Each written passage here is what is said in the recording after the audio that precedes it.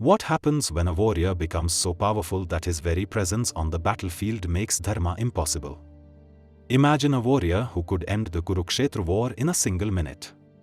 A warrior so mighty that even Krishna knew this man could not be allowed to fight. This is not the story of Bhishma, Drona, or Karna. This is the legend of Barbarika, grandson of Bhima, son of Ghatotkacha. The silent storm approaching Kurukshetra with power that could unravel Dharma itself. This is the story of the teen Bana, the 3 infallible arrows. And the story of the devotee who, before the first conch was blown, gave his head to Lord Krishna. Born to warrior princes Morvi and the half-demon hero Ghatotkacha, he inherited both Pandav Vela and Rakshas power. But from his grandmother Hidimba, he learned something deeper, that true power is not claimed, but earned through unwavering tapasya. In mountain caves where sunlight feared to enter, he sat motionless for 12 years, worshipping the Divine Mother with devotion that shook the heavens. Devi Durga appeared in blazing light and granted him Atulavarya, incomparable physical strength that no mortal or demon could withstand. Lord Shiva descended from Kailash and blessed him with the teen Bana, 3 infallible arrows forged from cosmic law itself. Agni appeared with the divine bow, the only weapon capable of harnessing such celestial power. These were not simple astras. Their power was absolute, beyond any counter mantra. The first arrow marks all enemies for destruction. The second marks all allies for protection. The third annihilates everything marked by the first while leaving the second untouched. No defense. No escape. No shield, no boon, no divine intervention could stop them. He could end the war in 60 seconds. As he prepared for Kurukshetra, his mother Morvi asked, whose side would he join? Barbarika made his fateful vow. Mother, I will be the Hareka Sahara, the support of the defeated. I vow to fight for whichever side is losing.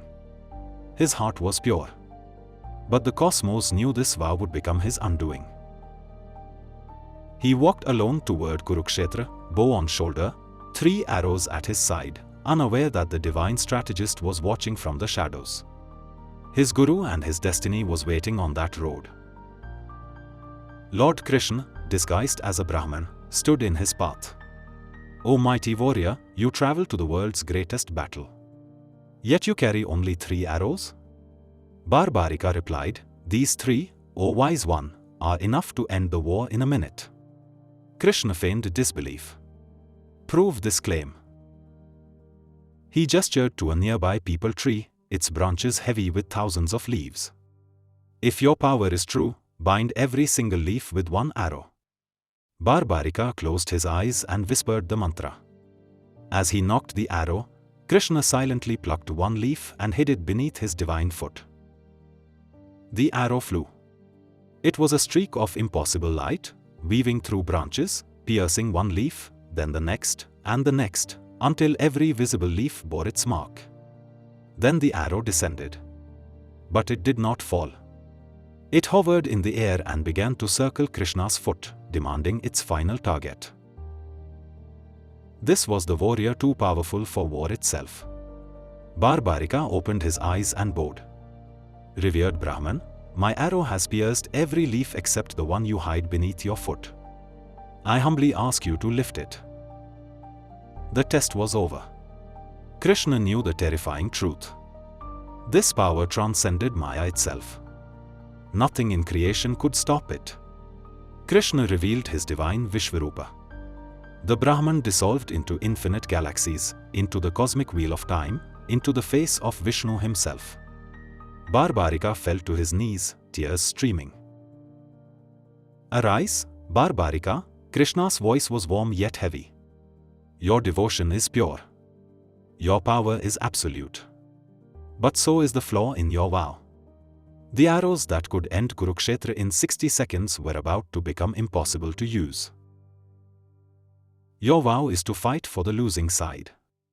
When you join the Pandavas, your power makes them the winning side instantly. Your vow then forces you to join the Kauravas. The moment you do, they become the winning side.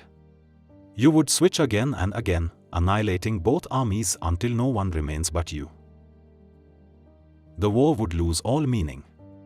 Dharma would be lost. Your power, noble Barbarika, is the one power this yuga cannot withstand. Then Krishna revealed the hidden truth. In your past life, you were the Yaksh Suryavarchas, cursed by Brahma. You were destined to be liberated from this curse by me. Your very existence was divine play. For this great Dharmayuddha to begin, the battlefield must be sanctified. It requires the Bali, the sacrifice of the greatest Kshatriya alive. And I have tested you, Barbarika. There is no warrior in all three worlds greater than you. Krishna's voice became tender. O Barbarika, I ask you for the dawn of your head. The warrior who could destroy the world looked upon his lord. He saw not an executioner, but his savior. This was his true dharma. This was the ultimate bhakti. Smiling through tears of bliss, Barbarika bowed. My lord, to be liberated by your own hand is the fortune of 1,000 lifetimes. His voice cried out, Jai Shri Krishna. He offered his head. And Krishna accepted the sacrifice. As his life faded, Barbarika had one last request. My lord, I wish only to witness this great war. Krishna granted the boon. He placed the immortal head upon the highest peak overlooking Kurukshetra. Goddess Durga descended and anointed it with celestial nectar, giving it divine sight that could pierce through Maya. For 18 days, the man who could have ended the war in a minute became its silent witness. He watched Bhishma fall. He watched Drona's death. He watched Karna's wheel sink into the earth. When the war ended, the victorious Pandavas argued, who was the true hero? Whose courage won Kurukshetra? Krishna led them to Barbarika's head. He saw everything. Ask him. Yudhishthir asked with reverence, O great soul, tell us. Who truly won this war? Barbarika's head opened its eyes and smiled. O Pandavas, I watched every moment of those 18 days. But I saw no Bhima, no Arjuna. I saw only a blazing Sudarshana Chakra flying across Kurukshetra, reaping the heads of Adharma. And I saw the fearsome goddess Mahakali, her tongue unfurled, drinking the blood of the wicked. The only victor at Kurukshetra was Krishna. Krishna, moved by his devotion, gave one final boon. Barbarika, in the Kaliyuga, you will be worshipped by my own name, Shyam. Your vow to be the Hare Ka Sahara was not flawed, it was meant for a different age. In the Kaliyuga, all mankind will be on the losing side, defeated by Maya. And you will be their refuge. Today, millions worship him as Khatu Shyam. Om Jai Shri Shyam Hare. His temples overflow with devotees. In Gujarat, they call him Baliyadev. In Nepal, he is Akash Bhairav. The warrior who gave his head before the war began became the god who protects the defeated across the ages. But Barbarika was not the only warrior whose power threatened cosmic balance. Next, discover the warrior who made even Arjuna tremble. Subscribe to uncover the warriors the Mahabharata barely mentions.